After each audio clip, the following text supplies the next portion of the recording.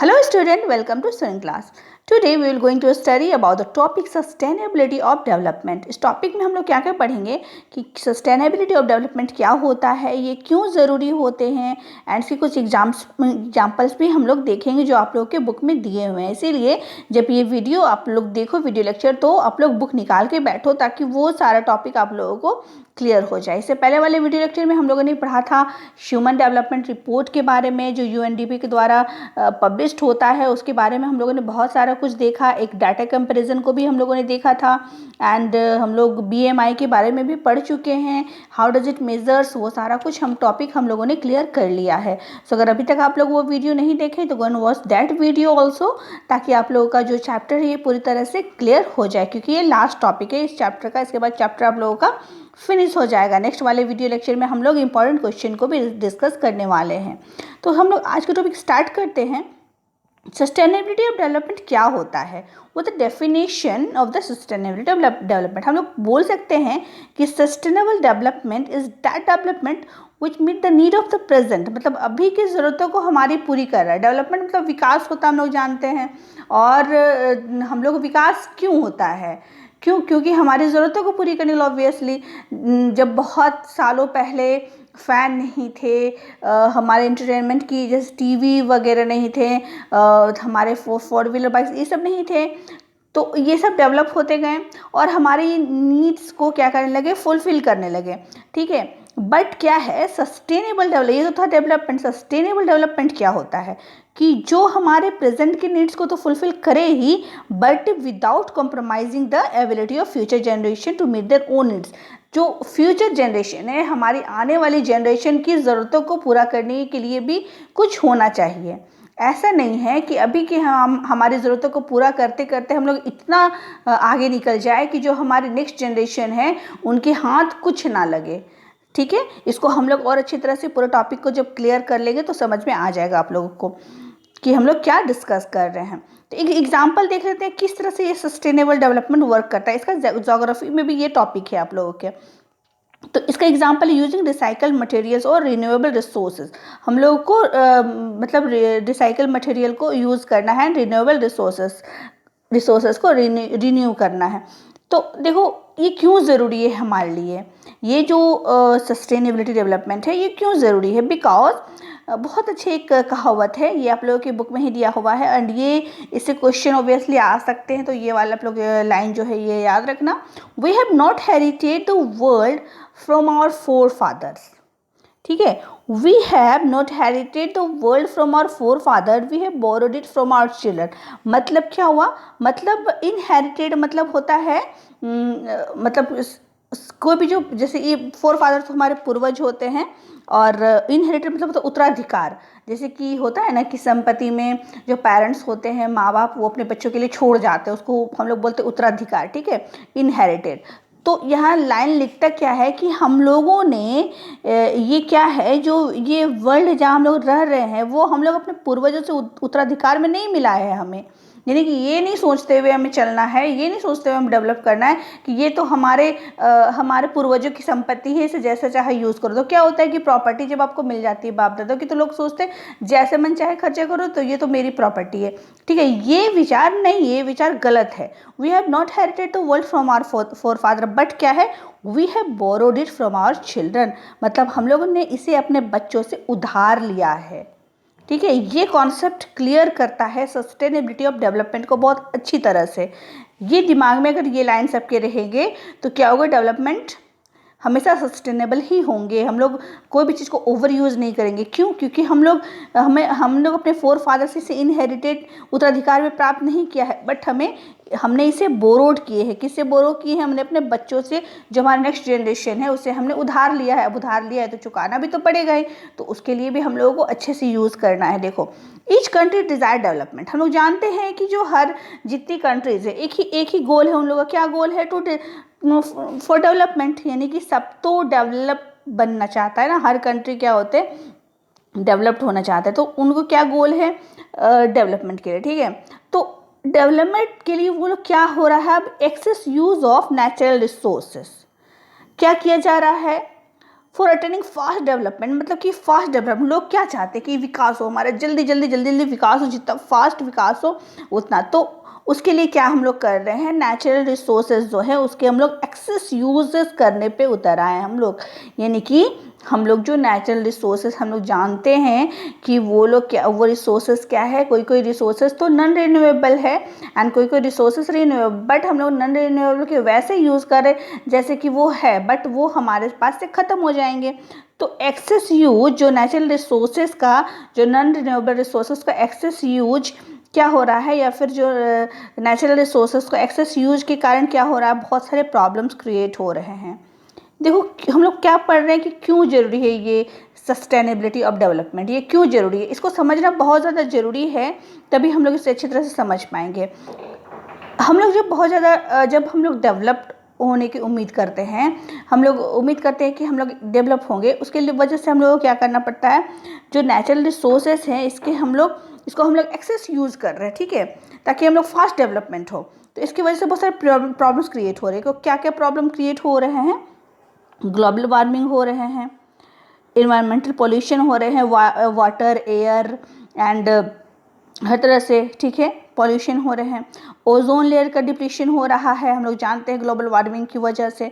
फिर non renewable resources का भी डिप्लीशन हो रहा है बिकॉज ऑफ एक्सेस यूजेस। तो ये सब जो हमारे प्रॉब्लम्स क्रिएट हो रहे हैं, इसकी वजह से हमें बहुत सारी दिक्कतों का सामना करना पड़ सकता है फॉर द फ्यूचर।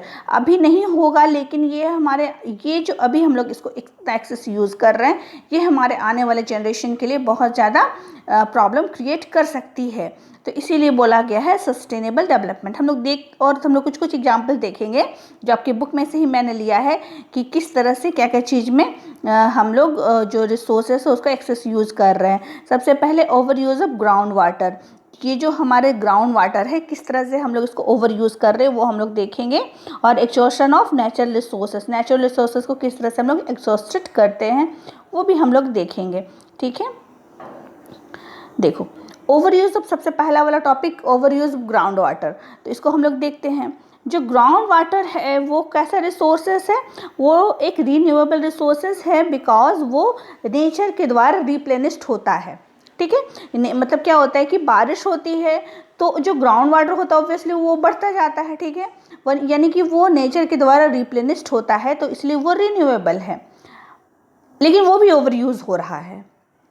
सोच सकते हो कैसे, वो तो नेचुरल रिसोर्सेस है, उसको नेचर रिप्लेनिश्ड कर रही है, ठीक है, बट फिर भी उसका क्या हो रहा है, उसका ओवर यूज़ हो रहा है। क्यों, कैसे हो रहा है और क्यों हो रहा, वाई, कैसे हो रहा वो भी हम लोग जान जाएंगे। देखो क्या होता है कि जो नेचर जो वाटर, जैसे कि वाटर, रेन वाटर होता है, ठीक है, बारिश का पानी होता है, तो वो क्या होता है वो ग्राउंड वाटर होता है, वही जो बारिश का पानी होता है। तो कहने का मतलब है कि जो नेचर जो रिप्लेनिश्ड कर रही है वाटर को, ठीक है, इसको ध्यान से समझ लो कि जो बारिश का पानी हो रहा है उससे ज़्यादा हम लोग उसको यूज़ कर रहे हैं, ठीक है, यानी कि जो लेवल है, ठीक है, जितना बारिश की पानी हो रहा है, बारिश का पानी होता है इतना हम लोग उसको यूज़ करते हैं, इतना जो लेवल है वो क्या है हमारा अप है, ठीक है। तो इसीलिए इसको, ये जो लेवल अप है यूज़ करने का, बारिश का पानी जितना नहीं हो रहा उससे ज़्यादा हम लोग उसको यूज़ कर रहे हैं, तो वो वाली कंडीशन क्या कहलाती है, ओवर यूज़ कहलाती है, ठीक है। इसको आप लोग समझ लो, वो वाली कंडीशन क्या कहलाएंगी, ओवर यूज़ कहलाती है। तो क्यों हो रहा है, why ground water is over used, it is being over used to increase the production and to meet the current level of production. देखो सबसे ज़्यादा क्या है कि डेवलप करना, ये सबके दिमाग में चल रहा है। इसके बाद इसकी वजह से क्या होता है, इसकी वजह से हमें प्रोडक्शन इंप्रूव करना, इंक्रीज़ करना, जाहिर सी बात है अगर प्रोडक्शन इंक्रीज़ करेंगे तो हमारा सब कुछ डेवलप्ड होगा, हमारे पास इनकम ज़्यादा होंगे एंड बहुत सारा नीड्स तो फुलफिल होगा। तो हम लोग क्या कर रहे हैं, ये प्रोडक्शन को प्रोडक्शन रेट का इंक्रीज करने के लिए हम लोग रेन वाटर को ओवर यूज़ करते जा रहे हैं, ठीक है, ताकि जो करंट लेवल प्रोडक्शन है इसको हम लोग मीट कर सके, यानी कि जो डेवलप्ड कंट्री है उसको उससे हम लोग मीट, वो जो लेवल है वो लेवल हम लोग एक समान लाने के लिए हम लोग क्या करते हैं, उसको ओवर यूज़ कर रहे हैं, प्रोडक्शन को इंक्रीज़ कर रहे हैं।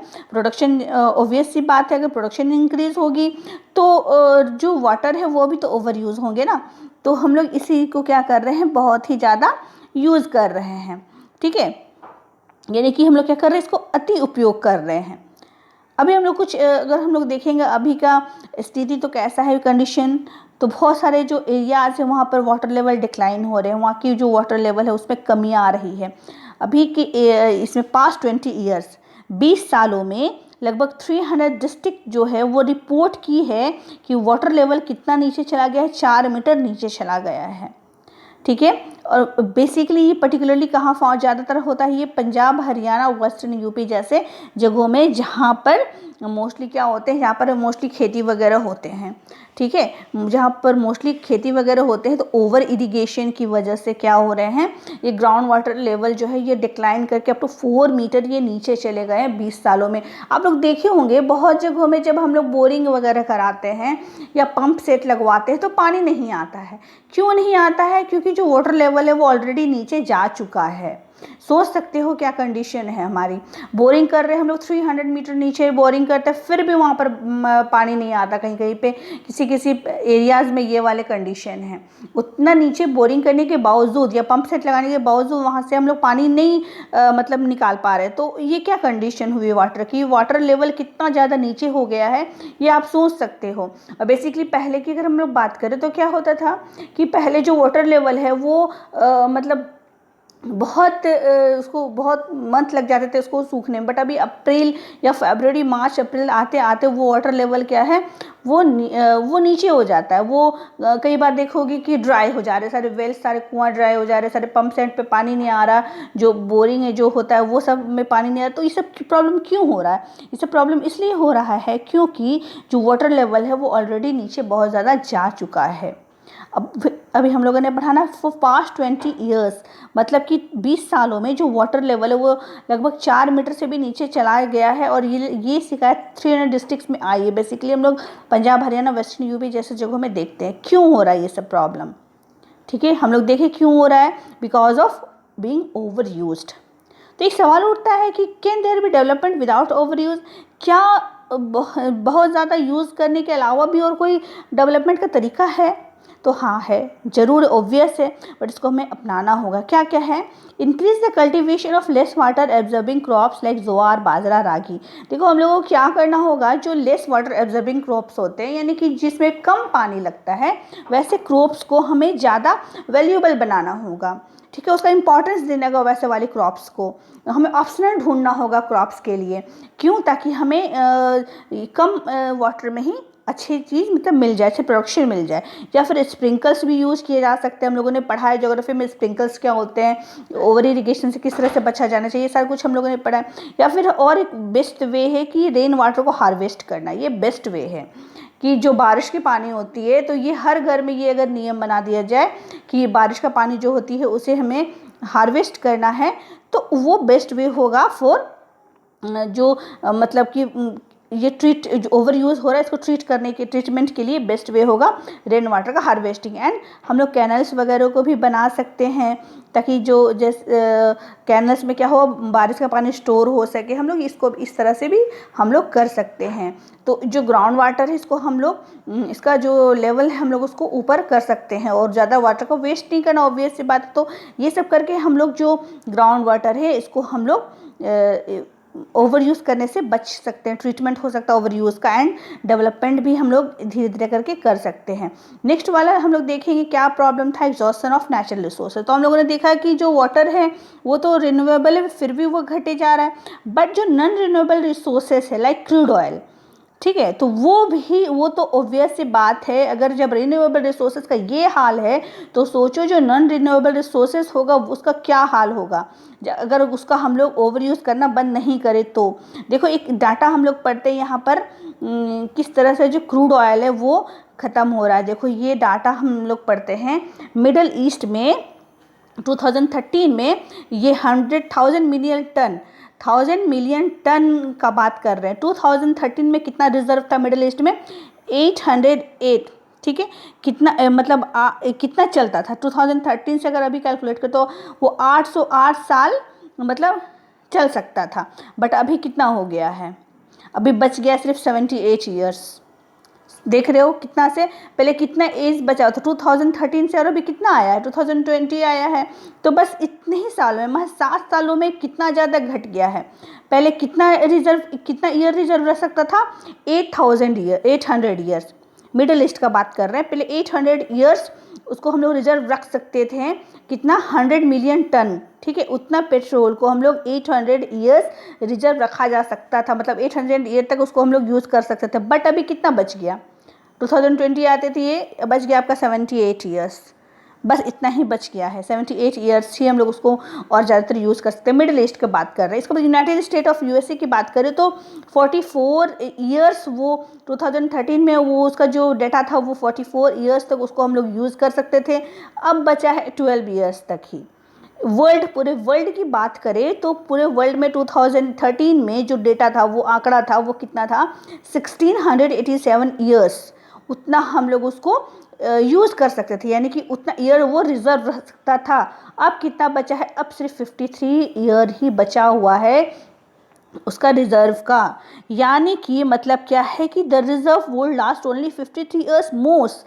सोच सकते हो सिर्फ 53 ईयर्स ही ये रिजर्व लास्ट होगा अगर हम लोग इसको ओवर यूज़ करने से नहीं रुके तो कितना ज़्यादा सिचुएशन जो वो डिफ़िकल्ट होने वाला है। इसी तरह से अलग अलग कंट्रीज़ का अलग अलग डिफरेंट सिचुएशन है। हमारे इंडिया में तो हम लोग के पास तो है भी नहीं, हम लोग तो बोरो करते हैं, हम लोग क्या करते हैं, हम लोग तो स्टॉक भी नहीं है, हम लोग इम्पोर्ट करते हैं ऑयल को और हम लोग उसको रखते हैं। तो हमें तो और ज़्यादा मतलब उसको क्या करना है, उस हम लोग ओवर यूज़ नहीं करना, उसको और ज़्यादा हम लोगों को बचाए रखना। उसके बदले में हम लोग को ऑप्शन यूज़ करना है, जैसे कि गैस, ठीक है, वो सब सारा ऑप्शन हम लोगों को यूज़ करना है। तो हम लोग ये देख सकते हैं कि किस तरह से जो रिसोर्सेस है वो रिन्यूएबल हो या नॉन रिन्यूएबल हो, ओवर यूज़ के कारण वो रिसोर्सेस क्या हो जाते हैं, वो रिसोर्सेस ख़त्म हो जाते हैं। इसी वजह से ये बहुत नेसेसरी है कि हम लोग कोई भी रिसोर्सेस का ओवर यूज़ नहीं करें, उसका लिमिट में उसको यूज़ करें, ताकि जो डेवलपमेंट हो वो सस्टेनेबल डेवलपमेंट हो एंड हम लोग को जो फ्यूचर जनरेशन है वो अपने नीड्स को फुलफ़िल कर सके। ठीक है, तो आई होप कि ये वाले टॉपिक आप लोगों को पूरी तरह से क्लियर हो गए होंगे, क्योंकि हम लोगों ने सारा कुछ इससे रिलेटेड पढ़ लिया है। तो ये टॉपिक आप आई होप आप लोगों को पूरी तरह से क्लियर हो गए होंगे। नेक्स्ट जो टॉपिक हम लोग देखेंगे तो वो, क्योंकि चैप्टर फिनिश हो गया है, इसलिए नेक्स्ट टॉपिक हम लोग पढ़ेंगे कि क्या क्या इंपॉर्टेंट क्वेश्चंस इस चैप्टर में आ सकते हैं। So if you like my video then subscribe my channel and press the bell icon. Thank you for watching.